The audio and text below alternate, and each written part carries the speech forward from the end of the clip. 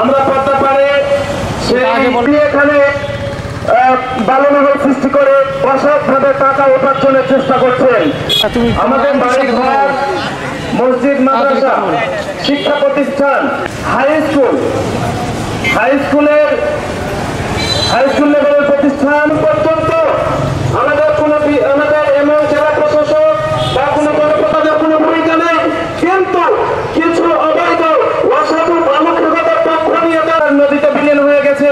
তার সেখানে বিল্ডিং ছিল, সে বিল্ডিং গুলো আমরা আদৌ পাই নাই।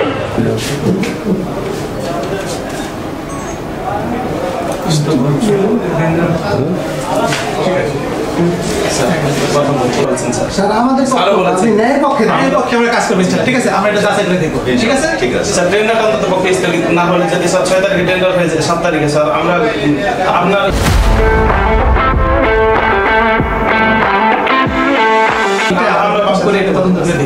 ঠিক আছে, যেটা না যেটা বললেন না সেটা কিন্তু স্যার 6 তারিখ টেন্ডার যদি স্থগিত না হয় স্যার আমরা এলাকার আমার মা বোনদেরকে রুখতে পারবো না, তারা আপনার দপ্তরে এসে পড়ে থাকবে 6 তারিখে।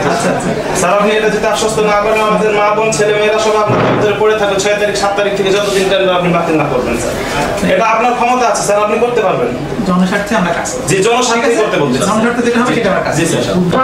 মসজিদ, মাদ্রাসা, অসহায় মানুষের বাড়ি ঘর নেমে যাচ্ছে, আমরা বসবাসের জায়গা পাচ্ছি না, ফসলি জমিগুলো নদীতে বিলীন হয়ে যাচ্ছে। তিনি কথা দিয়েছিলেন 4 মাস বালু উত্তোলন বন্ধের পরে যে ইজারাটি রয়েছে, ইজারাটি তারা খুব কষ্টের টাকা দিয়ে নিয়েছে, 2 মাস বালু উত্তোলন করতে দেন। আমি কথা দিচ্ছি, আমি একজন জেলা প্রশাসক, আপনাদের কাছে প্রতিশ্রুতিবদ্ধ, আমি ইউনো আপনাদের সাথে প্রতিশ্রুতিবদ্ধ, জনগণকে কথা দিচ্ছি সামনে আর এই বালুমহল টেন্ডার হবে না। কিন্তু আমরা লক্ষ্য করেছি তিনি অসৎভাবে, অসৎ উদ্দেশ্যে জনগণের বিপক্ষে গিয়ে জনগণের বিরুদ্ধে অবস্থান নিয়ে এই ছুটির মধ্যে, ঈদের এই ছুটির মধ্যে তিনি এই বালুমহল ইজারা ঘোষণা করেছেন। ইতিমধ্যেই বালুমহল ইজারার সময় তিনি ঘোষণা করেছিলেন 3রা এপ্রিল, যা ঈদ উল ফিতরের ছুটির মধ্যে পড়ে।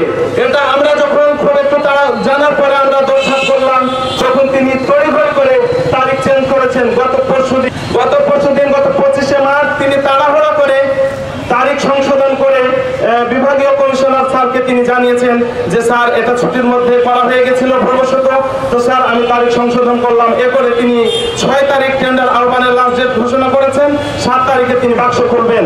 অর্থাৎ এমন একটি সময় তিনি করেছেন যে মানুষ ঈদ উল ফিতরের আনন্দ নিয়ে ব্যস্ত থাকবেন। এই সুযোগে তিনি জনগণের বিপক্ষে একটি অবৈধ বালুমহল টেন্ডার করে সেই চরের মানুষগুলিকে, এমনি ভাসমান মানুষগুলিকে আরো ভাসমান করে দিতে চেয়েছেন, উড়িয়ে দিতে চেয়েছেন, নিঃশেষ করে দিতে চেয়েছেন। আমরা 16 বছর ধরে হাসিনার সময় মুখ খুলতে পারিনি। আমরা মুখ খুললে আমাদেরকে মামলা দেওয়া হয়েছে, মুখ খুললে আমাদেরকে গ্রেপ্তারে ভয় দেখানো হয়েছে। আজকে এসেও এই ফ্যাসিস্ট হাসিনার প্রতিনিধিত্ব করছে এই সকল জেলা প্রশাসক এবং ইউনো মহোদয়, এদের বিরুদ্ধে আমরা আজকে এখানে দাঁড়িয়েছি, আমাদের অধিকার আদায়ের জন্য দাঁড়িয়েছি। সম্মানিত সাংবাদিক বন্ধুগণ, আপনারা জাতির বিবেক, আপনাদেরকে আমরা স্মরণ করেছি, আপনারা এখানে উপস্থিত হয়েছেন। আপনাদের কাছে আমাদের অনুরোধ যে আমরা যে ইউনিয়নের অসহায় ব্যক্তিগণ রয়েছি, অসহায় নাগরিকগণ রয়েছি, আমাদের বিষয়গুলো, আমাদের অস্তিত্বের বিষয়টি আপনারা জাতির কাছে একটু যদি তুলে ধরেন, তাহলে আমরা হয়তো আমাদের নিজের অস্তিত্ব নিয়ে আমরা বেঁচে থাকতে পারবো। নতুবা আমাদের যে বসবাসের মাথা লুকানোর যে চালের ঘরের অংশটুকু রয়েছে, সে অংশটুকু ভেঙে যাবে, চলে যাবে। আমরা খুব কষ্ট করে, খুব কেঁদে কেটে একটা বাঁধ পেয়েছি, যেটা 650 কোটি টাকা ব্যয় নির্মাণ করা হয়েছে। মাত্র 2 থেকে 3 কোটি টাকার বিনিময়ে এই 650 কোটি টাকার একটি বাঁধকে ধ্বংস করে দেওয়ার জন্য এই অসৎ পথে, অসৎ পথিকেরা এবং ফ্যাসিস্ট পতিত হাসিনার দালালেরা এটিকে আবার ধ্বংস করে দেওয়ার জন্য চেষ্টা করছে। 6 তারিখ যদি টেন্ডারের বাক্স খুলে আমাদের জনগণকে আজকে কি দেখেছে, এর কত কঠিন পরিস্থিতির শিকার হবেন। আমাদের রক্ত খনন যত করা লাগে দিব, লাশ পাবেন কিন্তু বালু পাবেন না ওখানে যদি আমাদের টেন্ডার দেন। বিশেষ করে চর আলাতুলি, শাহজাহানপুর, দেবীনগর ইউনিয়নে কোনো টেন্ডার যেন না হয়। একটি যদি টেন্ডার দেন 3টি ইউনিয়নের মধ্যে আপনি না লাশ গুনতে পারবেন না ডিসি মহোদয়, এই বিষয়টা আপনি লক্ষ্য রাখবেন। ডিসি মহোদয়কে আমরা জানাতে চাই, আপনি এই টেন্ডার বাতিল করুন। এই টেন্ডার বাতিল করে জনগণের পক্ষে আপনি অবস্থান গ্রহণ করুন। যদি অবস্থান গ্রহণ না করেন তাহলে ভবিষ্যতে আপনার অবস্থা কিন্তু ফ্যাসিস্ট সরকার হাসিনের মতোই হবে।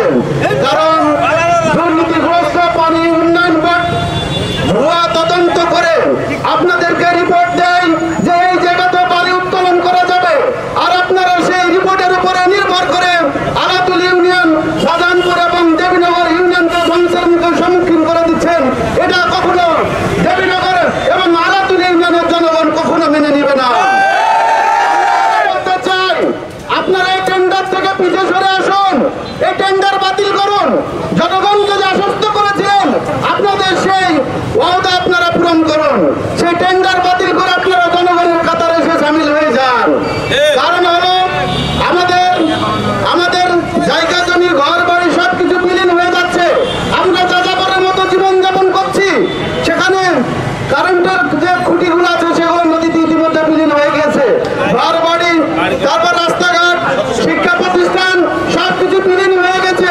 আপনাকে জানানোর পরও আপনি যদি উদ্যোগ গ্রহণ না করেন, এই টেন্ডার বাতিল না করেন, তাহলে আমরা ভবিষ্যতে এমন কর্মসূচি দেব যে কর্মসূচির কারণে চাঁপাইনবাবগঞ্জে আপনার থাকায় দুষ্কর হয়ে যাবে।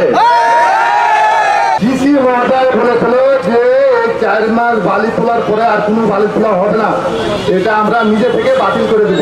তারপরে আবার তোলাই হবে, এটা টেন্ডার দিচ্ছে। ডিসি মহোদয় যদি এই বালি তোলা বন্ধ না করে, যদি কোনো মানুষ ওখানে ধান ফুটা মরা ধরা হয়, ডিসি মহোদয় দায় থাকবে। এটার জন্য ডিসি মহোদয়কে কঠোর জবাব দিতে হবে। কোনো লোক বাঁচাতে হবে না, বিহারে দর্শকের কাছ থেকে কোনো লোক